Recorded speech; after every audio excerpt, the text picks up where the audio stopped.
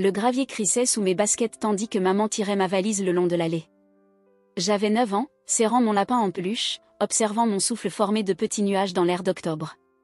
La maison se dressait devant nous, une grande ferme en bois, aux bardeaux de cèdre vieillis et au porche qui faisait le tour de la maison, marqué par des décennies révolues.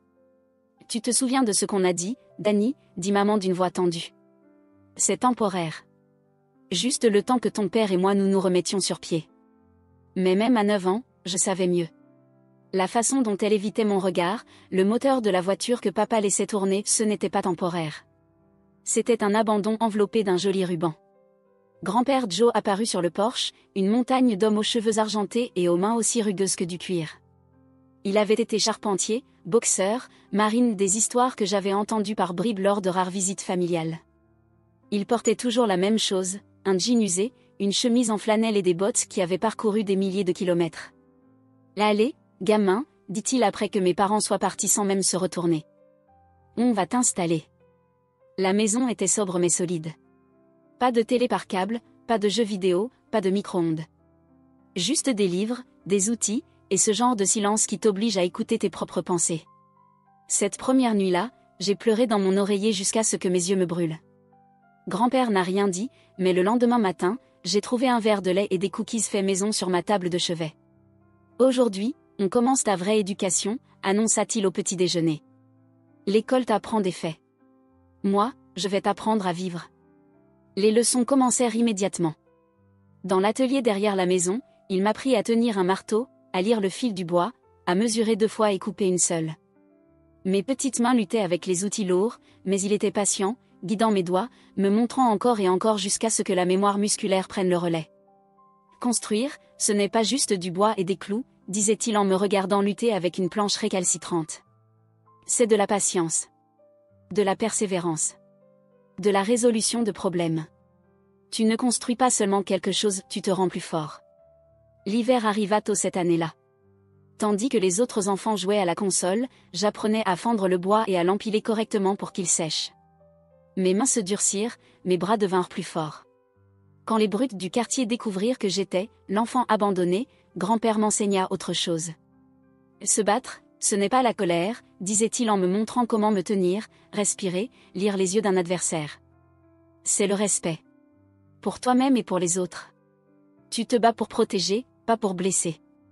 Et parfois, le meilleur combat est celui qu'on évite. La première fois que j'ai dû utiliser ces leçons, j'avais 11 ans. 3 garçons plus âgés m'avaient coincé après l'école, m'insultant, me poussant. Je me suis rappelé les mots de grand-père, tenez-vous droit. Regardez-les dans les yeux. Ne commence jamais une bagarre, mais si quelqu'un en commence une, finis-la. Ce jour-là, je suis parti sans me battre mais non sans leur faire comprendre que je ne serais pas une cible facile. Dans les petites villes, les rumeurs vont vite. Le gamin abandonné avec le grand-père effrayant ne valait pas les ennuis. Les années passèrent comme les saisons. Je grandissais, devenais plus fort, plus sûr de moi. Grand-père m'apprit à réparer des voitures, à chasser, à cuisiner, à gérer un chéquier. Il m'apprit les échecs et le poker, à lire les gens et les situations.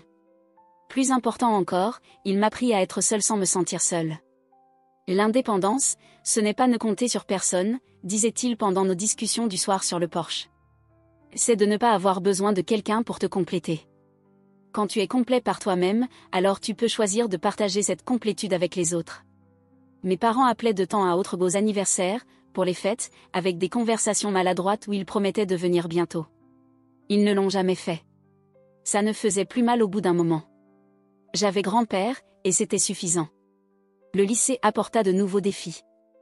J'excellais en atelier et en maths, je peinais en anglais jusqu'à ce que grand-père me montre que les histoires étaient une autre forme de construction, construire du sens avec des mots comme il construisait des meubles avec du bois. J'ai joué au football, pas parce que j'aimais ça, mais parce que grand-père disait que ça m'apprendrait le travail d'équipe et le sacrifice. L'université fut différente. J'ai étudié l'ingénierie, je rentrais chaque week-end, je passais mes étés à travailler avec grand-père dans son atelier. Il ralentissait, ses mains n'étaient plus aussi stables, mais son esprit restait aussi affûté que ses ciseaux à bois. « Tu vas accomplir de grandes choses, Dani, disait-il en me regardant travailler sur des projets de plus en plus complexes. Mais souviens-toi, la réussite, ce n'est pas ce que tu accumules. C'est ce que tu apportes aux autres. J'ai été diplômée avec mention, décroché un poste dans une entreprise prestigieuse, obtenu mon propre appartement. Mais je rentrais toujours chaque week-end. Je m'asseyais encore sur ce porche, écoutant ses histoires, absorbant sa sagesse. Il avait 78 ans, toujours fort, toujours en train d'enseigner. Puis vint l'appel que je redoutais depuis des années. « Danny ?» C'était Madame Henderson, la voisine, la voix tremblante. « Il faut que tu rentres. C'est ton grand-père. » La crise cardiaque fut foudroyante. Quand j'arrivai à l'hôpital, il était déjà parti. J'ai tenu sa main encore tiède et senti les fondations de mon monde vaciller. L'homme qui m'avait appris à me tenir debout seul m'avait vraiment laissé seul. Les funérailles étaient pleines à craquer. Charpentier, mécanicien, commerçant, adolescent qu'il avait encadré au fil des ans, on aurait dit que toute la ville était venue lui rendre hommage. J'ai prononcé l'éloge funèbre, ma voix stable malgré le chagrin qui menaçait de m'engloutir.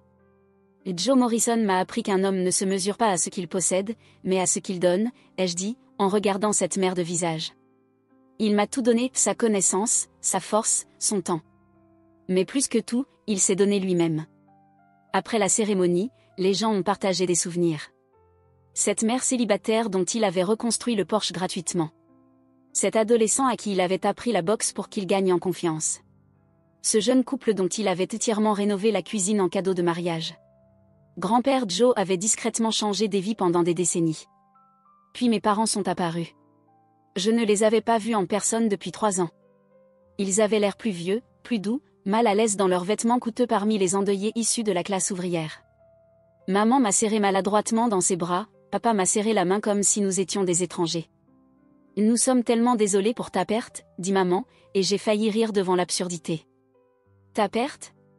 Il avait été plus un parent pour moi que ne l'avait jamais été. »« Il faut qu'on parle des arrangements, » dit papa. « De la succession et tout ça. » C'est là que j'ai compris. Ils n'étaient pas venus pour pleurer. Ils étaient venus pour l'argent. La lecture du testament était prévue pour le mardi suivant. Je m'attendais à un petit rassemblement, peut-être Madame Henderson, Pet, l'ancien ami de mon grand-père du magasin de bricolage, et moi. Mais le cabinet d'avocats était bondé. Mes parents étaient assis au premier rang, l'air nerveux. Derrière eux, des parents que je ne reconnaissais à peine, les yeux brillants d'anticipation. Je n'avais jamais pensé à l'argent. Grand-père vivait simplement, conduisait un vieux camion, portait les mêmes vêtements depuis des années. Mais les murmures dans la salle d'attente racontaient autre chose. La maison valait au moins 2 millions. Les terres autour, parfaites pour la promotion immobilière, valaient encore plus. Et apparemment, il y avait des investissements beaucoup. 100 millions de dollars, murmura quelqu'un. C'est ce qu'on dit. Mes parents échangèrent un regard. Tante Sarah, qui m'avait peut-être rendu visite 2 fois dans ma vie, vérifiait constamment son téléphone. Oncle Mike, qui n'avait jamais appelé pour mon anniversaire, semblait soudain très intéressé par les liens familiaux. Monsieur Garrison, l'avocat, se racla la gorge. C'était un homme mince aux yeux bienveillants, qui connaissait grand-père depuis 40 ans. Mesdames et messieurs, merci d'être venus. Je vais lire le testament de Joseph Morrison. La pièce se tut immédiatement. Moi, Joseph Morrison, saint d'esprit et de corps, déclare ceci comme étant mon testament. J'ai vécu une longue vie, et j'ai eu la chance de connaître beaucoup de gens. Certains ont été ma famille par le sang, d'autres par choix. Aujourd'hui, j'espère clarifier mes valeurs à travers mes dernières volontés. Mes parents se penchèrent en avant. On pouvait entendre le bourdonnement de la climatisation tant le silence était pesant. À mon fils Michael et ma belle-fille Suzanne, qui m'ont confié leur plus grand trésor il y a 23 ans, je laisse ma gratitude. Prendre soin de Danny a été la plus grande joie de ma vie. Je leur laisse le contenu de la commode de ma chambre, les photos de famille et souvenirs qui peuvent avoir une valeur sentimentale. Un souffle collectif se fit entendre. Le visage de mes parents pâlit. À ma famille élargie et à mes amis, je laisse ma reconnaissance pour les moments que nous avons partagés. Que vous trouviez la paix dans les souvenirs de notre temps passé ensemble. Les parents et cousins se remuèrent sur leur siège, visiblement mal à l'aise. Cela ne se passait pas comme prévu. À Daniel Morrison, le petit-fils qui est devenu le fils que je n'ai jamais eu par le sang mais toujours eu par choix, je laisse tout le reste. La maison, les terres, les investissements, l'atelier et tous mes biens terrestres. Mais plus que tout, je lui laisse la responsabilité de continuer à transmettre ce que j'ai tenté de lui enseigner, que la richesse ne se mesure pas à ce que l'on accumule, mais à ce que l'on partage. La pièce explosa. Mes parents se levèrent d'un bond, le visage de mon père rouge de colère. « C'est ridicule, cria-t-il. Nous sommes de son sang. Nous sommes sa famille. » Monsieur Garrison leva la main. « S'il vous plaît, laissez-moi terminer.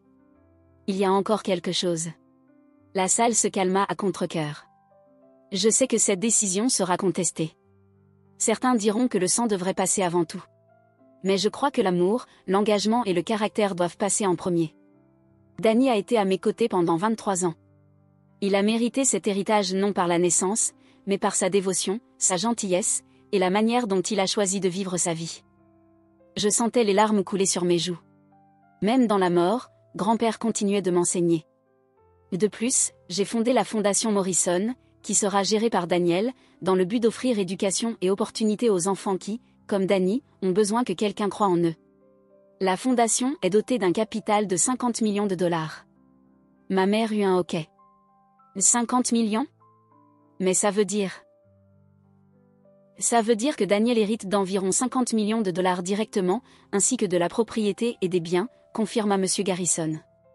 L'autre moitié servira à la fondation pour aider les enfants défavorisés. Mes parents restèrent bouche bée. Les autres membres de la famille chuchotaient déjà entre eux, probablement en train de calculer si ça valait la peine de contester le testament. Mais M. Garrison n'en avait pas fini. J'ai une dernière requête. Danny, je veux que tu te rappelles que cet argent n'est pas un prix à gagner, mais un outil à utiliser. Je t'ai vu grandir, de petit garçon apeuré à un homme que je suis fier d'appeler mon petit-fils. Utilise ces ressources pour continuer à construire pas seulement des structures, mais des vies, des communautés, de l'espoir. Rends-moi fier, mon fils. La salle était maintenant silencieuse. Mes parents me regardaient avec des expressions que je ne pouvais pas lire, de la stupeur, de la colère, peut-être même une lueur de fierté qu'ils n'avaient jamais osé montrer. Je me levai lentement, les jambes tremblantes. « Monsieur Garrison, j'ai besoin d'un moment. » Je sortis dehors dans l'air d'automne, ce même air frais d'octobre qu'il y avait eu la première fois que j'étais arrivé chez grand-père. 23 ans plus tard, j'étais encore ce garçon de 9 ans effrayé, mais aussi quelque chose de plus, quelque chose qu'il m'avait aidé à devenir. Mes parents me suivirent. « Et Danny, dit maman, la voix différente cette fois. On devrait parler. »« Vraiment, répondis-je. Où étiez-vous ces 23 dernières années ?» Papa fit un pas en avant. « On a fait des erreurs. On était jeunes, on galérait. »« Vous aviez 28 et 30 ans, l'interrompis-je. J'avais 9 ans. Et vous m'avez laissé avec un inconnu. »« Ce n'était pas un inconnu, murmura maman. C'était ton grand-père. Un grand-père que vous ne m'avez jamais laissé connaître, jusqu'à ce que ça vous arrange. » Nous étions là, sur le parking, 3 adultes liés par l'ADN, mais pas grand-chose d'autre. Finalement, ma mère prit la parole. « On est désolé, Danny. On avait tort. On a été égoïste et lâche, et on a choisi la facilité. Ton grand-père, il a fait ce qu'on aurait dû faire. Il t'a élevé comme il faut. » Je l'ai regardé, vraiment regardé, et je ne vis plus les géants qui m'avaient abandonné, mais 2 personnes ayant fait des choix qu'elles ne pouvaient plus effacer. Grand-père m'avait aussi appris le pardon. « Je ne sais pas si je pourrai vraiment vous pardonner un jour, dis-je. Mais je suis prêt à essayer. Si vous êtes prêt à essayer d'être des parents, pas juste des gens qui veulent quelque chose de moi. » Papa hocha la tête, les yeux brillants. « On aimerait ça. » Maman tendit la main, hésitante, et je la laissai me prendre dans ses bras. C'était étrange, inconnu, mais pas désagréable. « Qu'est-ce que tu vas faire ?» demanda-t-elle. « Avec tout ça ?» Je pensais à l'atelier, aux outils, aux leçons apprises dans la sueur et la sueur. Je pensais à la fondation, aux enfants qui avaient besoin qu'on croie en eux. Je pensais à la voix de grand-père, construire, ce n'est pas juste du bois et des clous. C'est te rendre plus fort. Je vais construire, dis-je. Tout ce qu'il m'a appris à construire. Ce soir-là, je m'assis seule sur le porche où grand-père et moi avions partagé tant de conversations. La maison était à moi désormais, avec toutes les responsabilités que je commençais à peine à comprendre. Mais je n'avais pas peur. Il m'avait appris à me tenir seule, à être entier par moi-même. Au loin, j'entendais les carillons de Madame Henderson chanter dans le vent. Demain, je commencerai à planifier les premiers projets de la fondation. J'appellerai mes parents et entamerai ce difficile travail de reconstruction d'une relation brisée depuis trop longtemps. Je chercherai comment honorer la mémoire de grand-père en bâtissant quelque chose de nouveau. Mais ce soir, je restais simplement assis dans l'obscurité, écoutant le vent dans les arbres, sentant le poids de son amour et la force de ses enseignements. Il m'avait tout donné, et maintenant c'était à moi de donner. Merci, grand-père, murmurai-je dans la nuit. De m'avoir appris à construire. De m'avoir appris à me battre. De m'avoir appris à me tenir seule. Et de m'avoir montré que parfois, le plus grand héritage n'est pas l'argent, c'est la personne qu'on devient. Les étoiles tournaient au-dessus de ma tête, les mêmes étoiles qui avaient veillé sur nos conversations pendant 23 ans. Quelque part dans leur lumière, je pouvais presque entendre sa voix. Tu vas accomplir de grandes choses, Dany. Allez, au travail. Je souris, essuyai mes larmes, et me levai. Il y avait encore tant à construire.